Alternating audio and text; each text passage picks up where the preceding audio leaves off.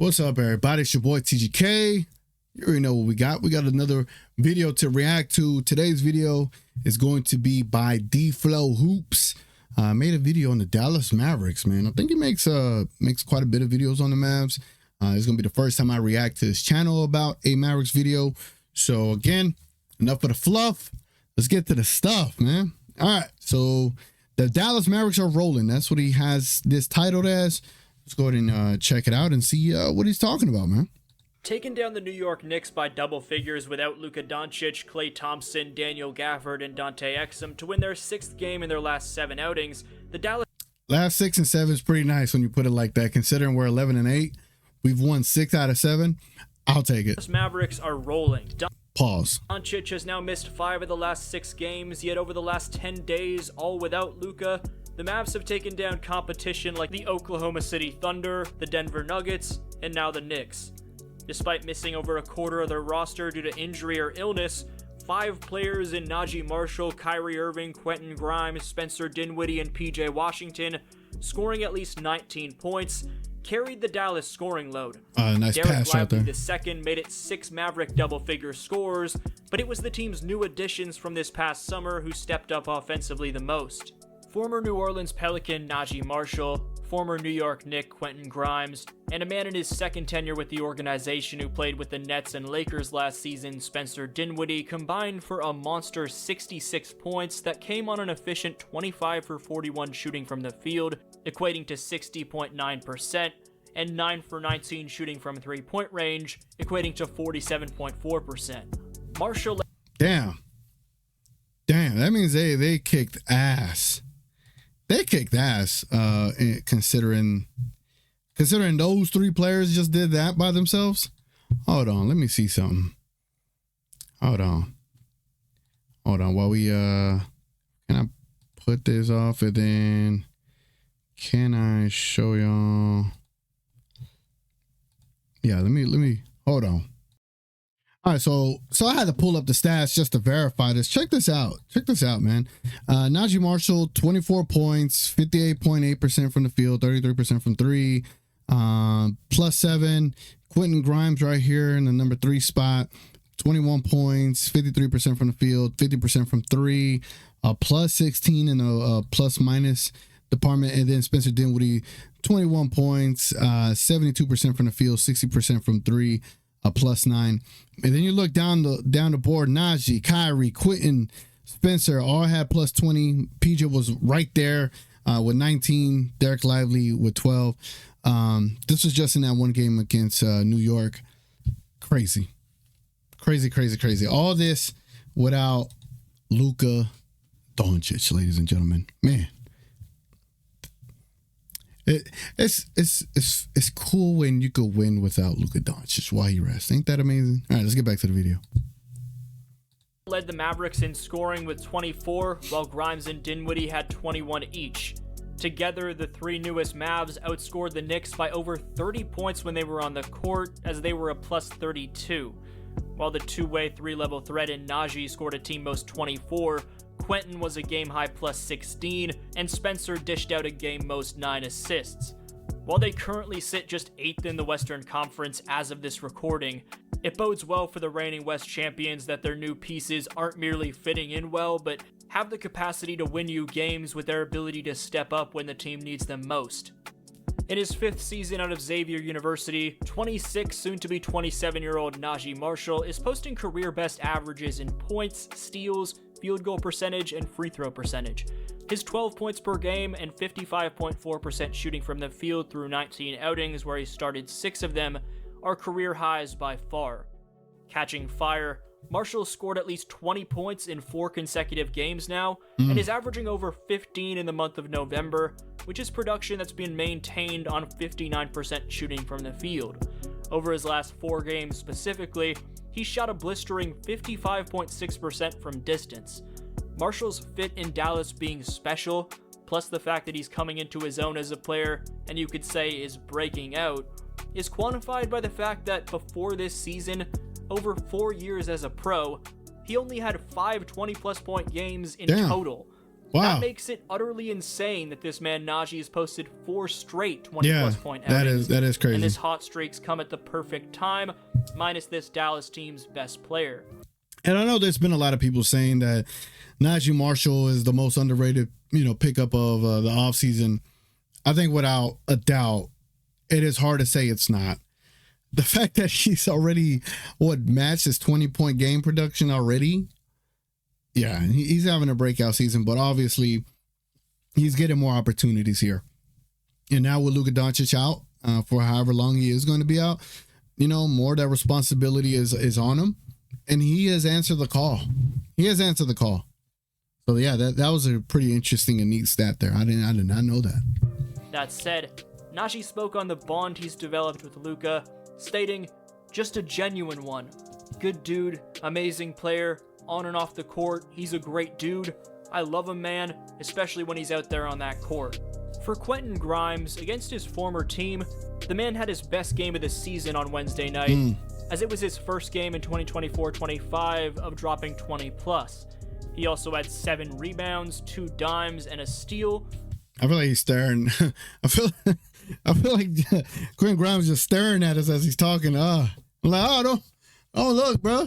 Here was Quentin on playing with energy on both ends and being a strong perimeter defender. Yeah, you got to just come in. You play basketball for a living. It's the best job in the world. So, it's not hard to come out there and just bring energy. It's not, never take this for granted.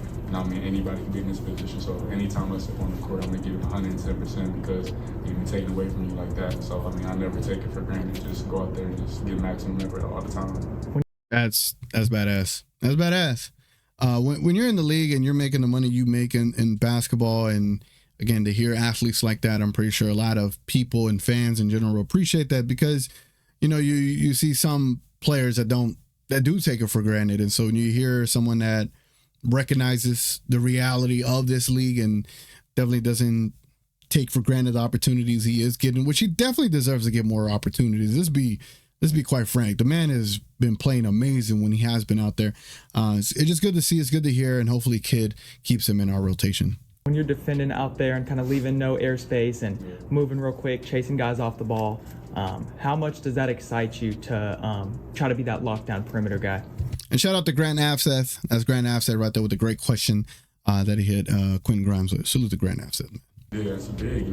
Credit to Tibbs when I was in New York. He gave me a lot of those hard assignments early on in my career, and I feel like I was able to get a good understanding of how to guard all-stars, superstars, just kind of what gets me going. I feel like even if you're not doing something offensively, defensively, they can get you going, get a rebound, push on the break. The kid's big on whoever gets it can push it and make a play. So just on the defensive end, I can just get my energy going and get me going offensively as well. Kyrie Irving is shooting a career-high 46.6% from distance this season, and like the new additions have in a way, Irving stepped up in his own right by taking on and thriving in the role as this team's number 1 option. Against the Knicks, Irving had 23 points, 7 rebounds, and 6 assists, 4th in the league in total points out of isolations, only trailing Jason Tatum, Shai Gilgeous-Alexander, and James Harden.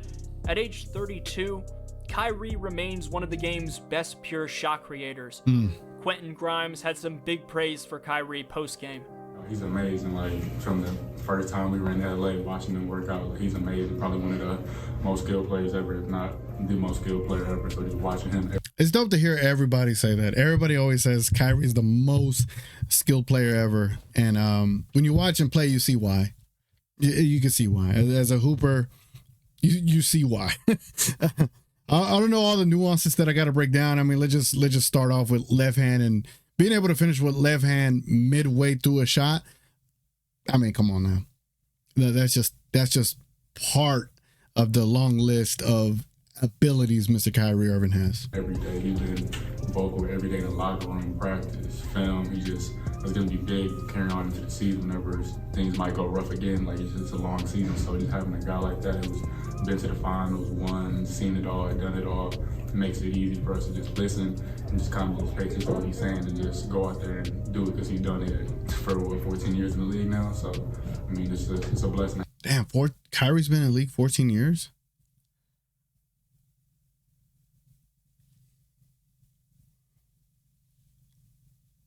Let's get back to the video. Have a guy like that in our locker room. Additionally, That's here was crazy. Irving courtside in his post-game interview with ESPN. We came out with a great mentality, attacked them first, and they were missing some easy ones. God willing, you know, they're a great team, and they've been playing hard. They had a great team great matchup in Denver, so we just wanted to make sure we matched their physicality and did all those things. To that point, 145 points were scored Monday night in Denver. What'd you think of that physicality you guys showed? We matched it and sometimes overpowered them, and that's what it takes to be great in this league. You got to bring the fight to the guys. 6 guys were in double digits tonight. As you guys navigate life without Luka, what do you feel like this team is learning about each other with his new pieces? We're just unlocking each other's skill sets and trying to do all the little things for each other to be successful. Obviously, when you got a 30-point scorer not in the lineup, you got to do everything you can as a team to will yourself to these victories. So it's a learning lesson, but I'm glad that we got this win, and now we can continue this streak, get 2 days off, and then head to Utah. Congratulations. Thank you so much. Last but not least, don't forget about PJ Washington, Yeah. who's been beasting over his last 4 games as he's posted 19, 10, and 7. By the way, I feel like I've seen a DFlowHoops video, but this is pretty good. I like the structure. I like how he's pacing through it. He's given each player that has had a good game against the Knicks highlighting them and giving them praise to how they played.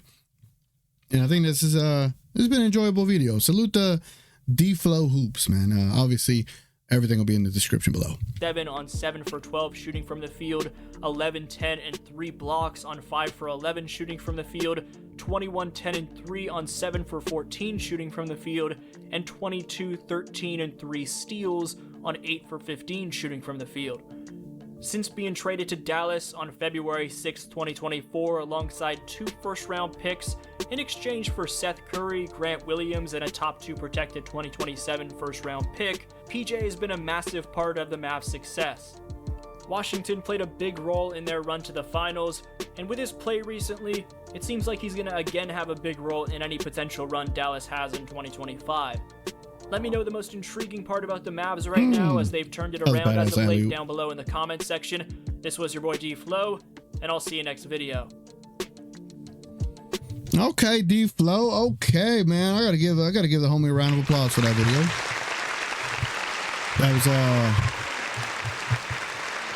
That was pretty awesome. Pretty awesome video. Great breakdown. Some analytics behind it. Some highlights and footage, and he pulled some videos off of Twitter, showed some tweets. Like, that was a really good video. He cited his sources, gave you legit stats and all that good stuff, and not just conversational, generic takes. Like, he actually did his homework, and so there's really not much for me to react to because everything is based in facts, facts and factuality, right? There's nothing generic, so I can't say anything. Like, everything was spot on. So salute the DFlow, man. Give him another round of applause. And man, some gunshots, Anyway, man, it's been your boy TGK. Hope y'all enjoyed that video. If y'all want me to react to more, definitely y'all could always submit your suggestions. Check me out in the Discord below. You'll be able to contact me there directly. Again, appreciate y'all being here. It's been your boy TGK. Let's go, Mavs. Consider subscribing. Consider being a member. Dropping a like on the video. And we are out, ladies and gentlemen. Adios.